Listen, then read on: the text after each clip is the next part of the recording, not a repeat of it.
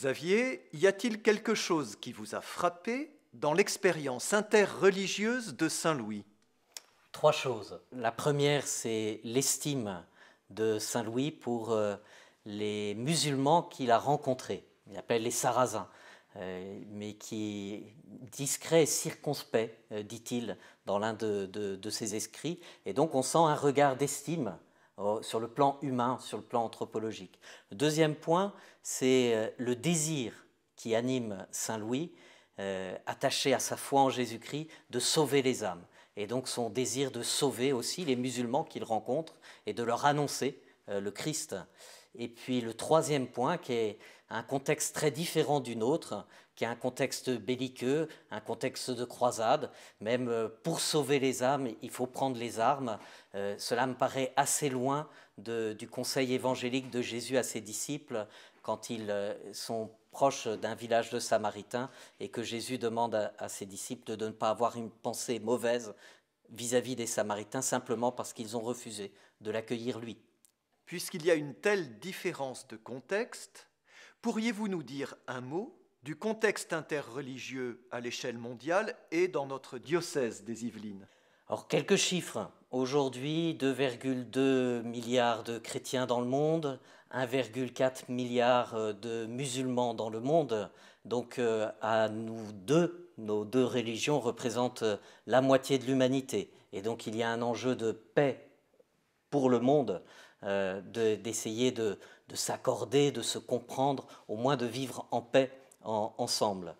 Sur les Yvelines, à peu près entre 8 et 10% de la population est musulmane, donc il y a en gros 1,4 million d'habitants dans les Yvelines. On peut compter en gros 140 000 musulmans dans les Yvelines, qui sont présents un peu dans toutes les régions de notre diocèse et plus particulièrement dans les cités populaires, où là, en général, ils sont majoritaires. Par exemple, moi, je suis dans une ville des Mureaux, où on estime à peu près 2/3 de la population est musulmane, sur une ville de 35 000 habitants. Et quels sont les principes catholiques du dialogue et de la rencontre interreligieuse?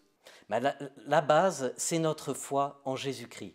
Et ces principes ont été très bien émis par le Concile de Vatican II, et je voudrais vous citer un passage du Concile tiré de Gaudium et Spes, à l'article 22. L'expérience de la résurrection, l'appel de l'humanité à la résurrection, cela ne vaut pas seulement pour ceux qui croient au Christ, mais bien pour tous les hommes de bonne volonté, dans le cœur desquels invisiblement agit la grâce. En effet, puisque le Christ est mort pour tous, et que la vocation dernière de l'homme est réellement unique, à savoir divine, nous devons tenir que l'Esprit Saint offre à tous, d'une façon que Dieu connaît, la possibilité d'être associé au mystère pascal. Voilà, notre conviction, c'est que la grâce, l'Esprit Saint agit dans le cœur de tout homme et que Jésus a donné sa vie pour tous les hommes, donc aussi pour les musulmans, et qu'eux aussi sont associés au mystère pascal d'une façon que Dieu connaît. Et à partir de cette base-là, eh bien, nous avons les outils pour entrer dans une rencontre libre et simple avec nos amis musulmans, s'ils le deviennent. Et y a-t-il un message que vous voudriez transmettre aux chrétiens des Yvelines concernant le dialogue interreligieux? N'ayez pas peur d'être chrétien. Jésus-Christ est la vérité, il est le chemin, il est la vie, vous avez tout. Voilà. Donc n'ayez pas peur d'aller à la rencontre des musulmans.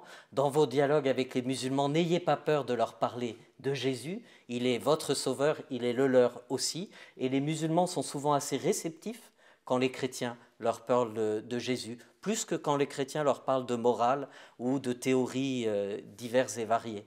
En revanche, aussi, soyez à l'écoute de ce que la grâce du Seigneur peut vous révéler à travers vos rencontres avec les musulmans. Et notamment, les musulmans sont très attachés à la grandeur de Dieu. Dieu est toujours au-delà de ce qu'on pourra en penser ou en dire. Et puis, ils sont aussi très attachés à la prière. Voilà, alors on entend le Seigneur nous dire « Et toi, chrétien, est-ce que tu pries tous les jours ?» Voilà, régulièrement.